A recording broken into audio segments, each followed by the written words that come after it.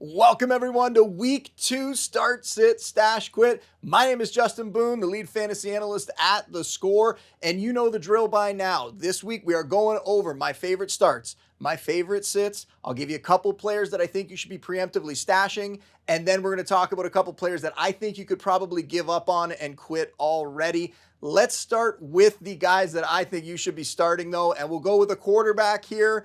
We are going to try to attack that Tampa Bay Buccaneers defense again. Jared Goff playing that pass funnel Bucs defense. I recommended Jaden Daniels against them last week. He got home. It was mostly because what he did on the ground though. Goff is going to be able to throw the ball downfield against them. You look back to what Goff's done against this team, his last 3 matchups against them, over 20 fantasy points, including last year, 353 yards and 2 touchdowns. He is going to be a low-end quarterback 1 for you this week. At running back, my start, Isaiah Pacheco going against the Bengals. Bengals defense did not look good in week 1. We saw Ramondre Stevenson put up 120 yards and a touchdown. If you go back to last year, Pacheco had 165 scrimmage yards and a touchdown against them. Let's go back 2 years ago. He had 82 scrimmage yards and a touchdown against them. He is going to have a top 8 fantasy week among running backs. For the receiver that I'm recommending to start this week, I spent all summer talking about Malik Neighbors, the rookie, what he was going to do in year 1. And the debut, not bad. 5 catches, 66 yards. But this week, you have to love the matchup. For all the talk about how bad Daniel Jones looked in week 1, now they're facing the Commanders. Washington gave up the most fantasy points to receivers in week 1. Mike Evans with 62 yards and a touchdown. Chris Godwin with 83 yards and a touchdown. Even their rookie, Jalen McMillan, had a 32-yard touchdown in that game. Malik Neighbors is going to get peppered with targets all season long. He is going to be a strong wide receiver too for fantasy this week. And then the start at tight end, Kyle Pitts. We are going back to him. I know it was a very tough matchup in week 1 going against Minka Fitzpatrick and that Steelers defense. Overall, the Falcons offense didn't look great. This week, they're going to continue to knock the rust off. I think it's going to be a lot better. It's going to be a very high-scoring game, one of the most high-scoring projected games this week between the Eagles and the Falcons. I like Pitts to come through for you as a strong tight end 1 in that game. Now we got to flip over to the other side. We got to talk about the sits. And again, I have to attack the player going against the Browns defense. I recommended to sit Dak Prescott against them last week. What did Dak do? 179 yards and 1 touchdown. Not a great day at all. This week, it's going to be Trevor Lawrence. He couldn't even break 200 yards against the Dolphins. He is not going to be able to do it against the Browns, who are one of the best pass defenses in the league. You're going to want to sit Trevor Lawrence in single quarterback leagues. Two quarterback super flex, that's fine. You could still use him. But in regular 1 quarterback leagues, Trevor Lawrence is going to be a sit this week. For my sit at running back, now I want to make something clear about the next couple guys I'm going to talk about here. When we're going over starts and sits, it's really just matchup upgrades, situation upgrades, or downgrades. You might not have a better option than some of these guys. So you have to look at the players you have on your roster. You got to look at my rankings and then figure it out. And if you have another player that's sort of close to where these guys are, you might want to consider playing that guy over them. And in the case of Rachaad White, he's still going to land somewhere in my rankings as like a low-end RB2 this week, but the matchup is very tough.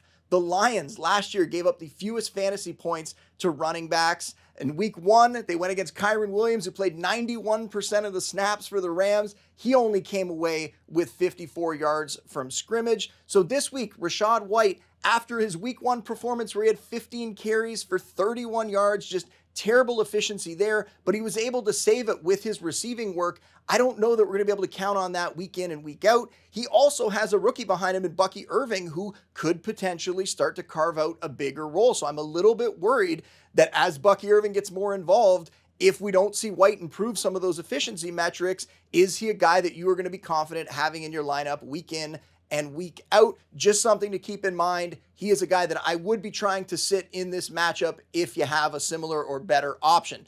Now at receiver, same sort of story here. George Pickens, this guy can come through for you. All he needs is really 1 or 2 plays. He can make those crazy catches downfield. He can find the end zone. He could still put up a decent fantasy day, but there's a few things after week 1 that I didn't like. He only ran a route on 76% of the Steelers' snaps.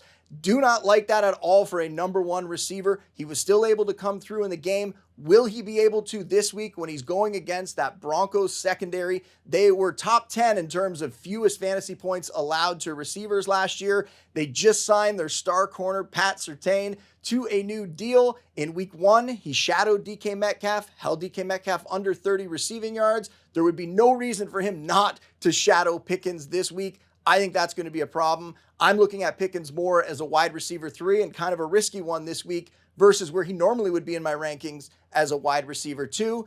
And then tight ends, the tight end that I think you should be sitting this week. I don't want to pick on this guy. I feel like I've talked about him a bunch. It's Evan Ingram, another Jags player going against that Browns defense. And Ingram, we know the story. I've talked about it before, all the way back to last year when Christian Kirk was in the lineup over the first 12 weeks. Evan Ingram, the tight end 14 in fantasy points per game. When Christian Kirk got hurt and he was out down the stretch, Evan Ingram, the top scoring fantasy tight end. Well, in week 1, Christian Kirk was out there, as was Brian Thomas Jr., as was Gabe Davis. Everybody was healthy on that offense.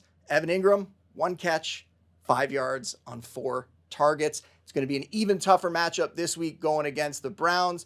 I do not want to have to start Evan Ingram this week, but you might not have a better choice because tight end after week 1, it gets pretty tough in the back end tight end 1 ranks. Now, let's talk about a couple guys that I think you could be stashing. We want to get ahead of your league mates. We want to try to get these guys on your roster before you have to fight for them for waivers come Tuesday, come Wednesday. You don't want to have to spend your FOB money to get them on your team. Let's get them on your bench now and see what happens. And the first guy that I want to go over here is Marshawn Lloyd on the Packers, kind of a forgotten man in Green Bay's backfield, right? This is one of the best rookie running backs in this year's class, and yet he dealt with injuries in the summer. A lot of people have dropped him. In some leagues I was in, he didn't even get drafted.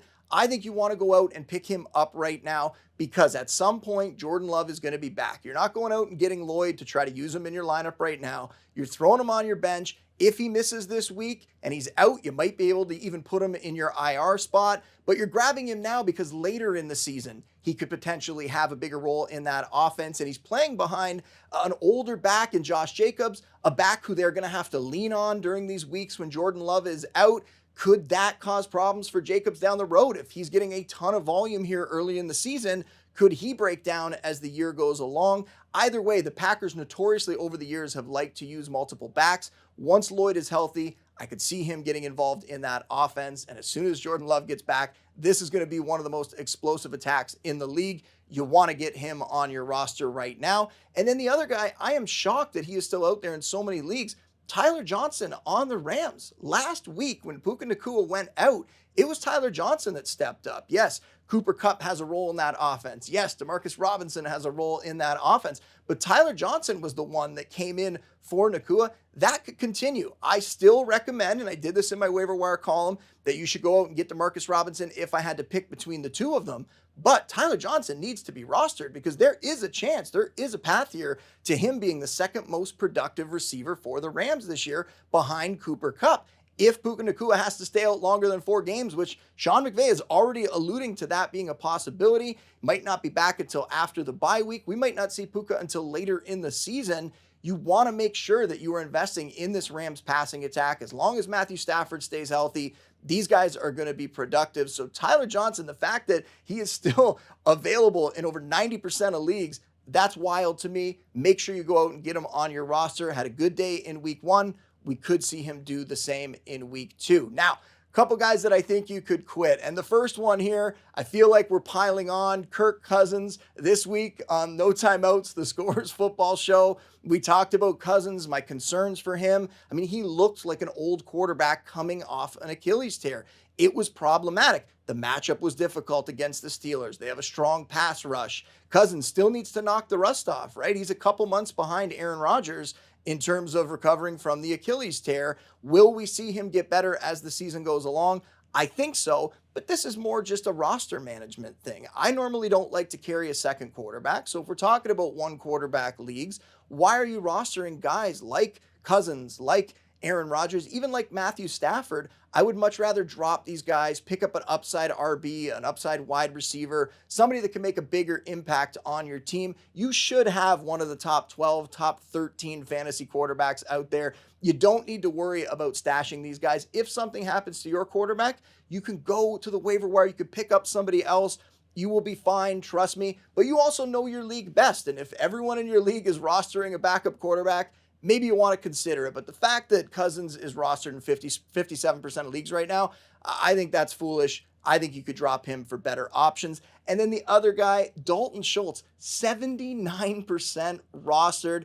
This guy is nowhere near the top 12 fantasy tight ends right now. And I get it. Week 1, a lot of the elite fantasy tight ends didn't come through for you. Maybe you're panicking, you're looking for other options. But last year, Schultz was having a hard time putting up good stats when Nico Collins and Tank Dell were healthy. His best games came when either one or both of those guys were hurt.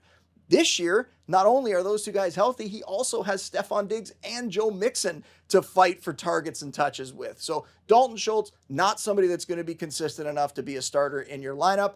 Don't roster a backup tight end that just doesn't have the kind of ceiling that you'd be looking for. I think you can drop him from your roster. There's no reason why he should be owned in 79% of leagues right now.